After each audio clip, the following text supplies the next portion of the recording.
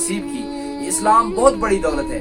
اب جب ہمارے اندر اسلام کے اندر ہم مکمل داخل ہوں گے تو ہمارا پڑھا لکھا نوجوان جس کے پاس ڈگری ہوتی ہے جب وہ دفتر پہ جاتا ہے غریب کے کاغذ ادھر ادھر رگڑا کرتے ہیں, مہینوں کے حساب سے لگ جاتے ہیں. کیوں کرتے ہیں وہ ایسا؟ کیونکہ انہیں رشوت نہیں ملتی. ہمارے یہاں ایک رفیع آباد میں ڈسٹرکٹ بارہمولہ کے بہت بڑے پروفیسر صاحب ہے ڈاکٹر نذیر زرگر صاحب. تو ایک واقعہ سنایا انہوں نے. ایک دن تبلیغی مرکز میں ہم بیٹھے تھے, انہوں نے ایک واقعہ سنایا. ان کی وضاحت سے آپ کو میں وہ واقعہ سنانا چاہتا ہوں.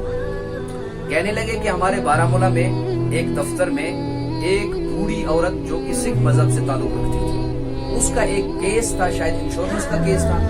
تو وہ آتی تھی اور روزانہ اس افسر سے کہتی تھی, جو کلرک وہاں پر تھا, اسے کہتی تھی کہ میرا وہ کاغذ دے دو.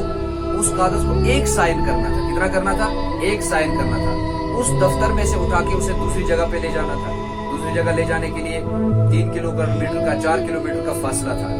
میرے بھائیوں بزرگوں دوستوں, وہ فرماتے ہیں کہ وہ روزانہ آتی چلی جاتی واپس, اسے کل پرسوں کیا جاتا, یہاں تک کہ تقریباً 6 مہینے گزر گئے. اب 6 مہینے کے بعد ایک نوجوان وہاں پر ٹرانسفر کے ہو جاتے ہیں اور وہاں پر دوسرا کلرک آ جاتا ہے. وہ کلرک اتنا نیک, وہ بھی مسلمان تھا, اور وہ اتنا نیک ہے, پہلا والا بھی مسلمان اور یہ بھی مسلمان, لیکن اس کے اخلاق میں اور اس کے اخلاق میں اتنا فرق تھا کہ غیر مسلم بھی اس کے اخلاق کو دیکھ کر متاثر ہوئے, اس کے اسلام کو دیکھ کر متاثر ہوئے. لیکن پہلے والے نوجوان کو دیکھ کر اس عورت کے دل میں سختی آ گئی تھی اور اسلام کی نفرت بیٹھ گئی تھی. لیکن جب دوسرا والا شخص وہاں پر آیا, اس نے اخلاق نے اس غیر مسلم 75 سال بوڑھی عورت کو بھی متاثر کر دیا. جب وہ آئی تو 6 مہینے کے بعد وہ تھک چکی تھی, وہ دروازے سے آئی, کہنے لگی تمہیں اللہ کا واسطہ ہے, آج میرے کاغذ مجھے واپس کر دو, آج میرے کاغذ مجھے. تو یہ جو یہاں نیا افسر آیا ہوا تھا, اس نے کہا کہ یہ اماں بیچاری اتنی پریشان لگ رہی ہے, یار کیا بات ہے, لگتا ہے کہ پہلے والے افسر نے اس کو بہت تنگ کیا ہے, بہت ستایا ہوا ہے, اس لیے یہ دروازے سے آتے ہی اس نے ہاتھ جوڑنا شروع کر دیا کہ میرے کاغذ مجھے دے دو, میرا فائل مجھے دے دو. چنانچہ اس نے اپنے وہاں پر جو کام کرنے والے ان سے کہا کہ ذرا اس کی فائل دے دو, کہاں ہے. اسے بٹھایا, اسے کہا اماں جی بیٹھ جائیے. اسے بٹھایا, اس کی فائل نکالی, دیکھا ایک سائن اس میں کرنا تھا, ایک سائن کر دیا.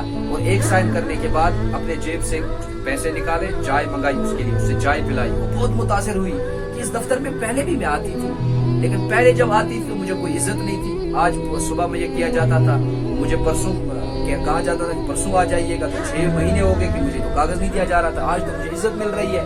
اسے 20 روپے کی چائے پلائی.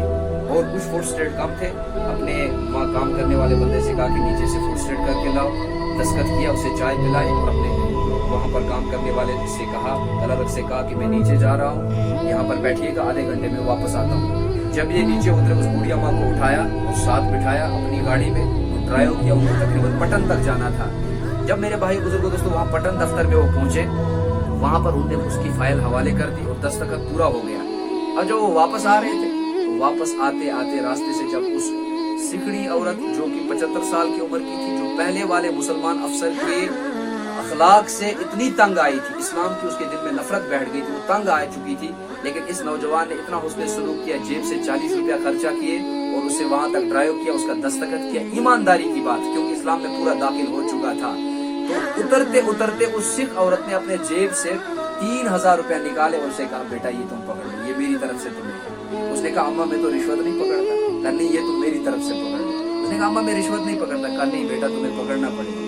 آخر میں جب وہ دیتی رہی اور وہ نوجوان آگے سے دیندار تھا, وہ انکار کرتا رہا. آخر میں اس نوجوان نے کہا اماں جب میں آپ کو اماں کہتا ہوں تو بیٹا ماں سے کیسے رشوت لے سکتا ہے, بیٹا تو ماں سے رشوت نہیں لے سکتا. تو جب اس نے یہ کہا تو اس کے دل میں اتنی محبت آ گئی. آخر میں اس نے جو جملہ کہا وہ سننے کے لائق ہے. اس نے آخر میں اس بوڑھی عورت نے اترتے کہا کہ آپ کے نبی صاحب کتنے اچھے تھے, آپ کے نبی صاحب کتنے اچھے تھے, ان کے اخلاق کتنے اعلیٰ تھا. میرے بھائیوں بزرگوں دوستوں, اس وقت وہ اخلاق ہمارے اندر سے نکل چکے ہیں, اس لیے اسلام ہماری وجہ سے بدنام ہو رہا ہے. اس لیے غیر مسلم ہمارے ذریعے سے متاثر نہیں ہوتے, مسلمان متاثر نہیں ہو. کیوں؟ ہمارے اندر بددیانتی آ گئی, خیانت آ گئی. اس لیے میری آپ سب سے گزارش ہے کہ ہم اسلام میں پورے داخل ہونے کی کوشش کریں. اللہ مجھے بھی آپ کو بھی عمل کی توفیق عطا فرمائے. وآخر دعوانا ان الحمد للہ رب العالمین.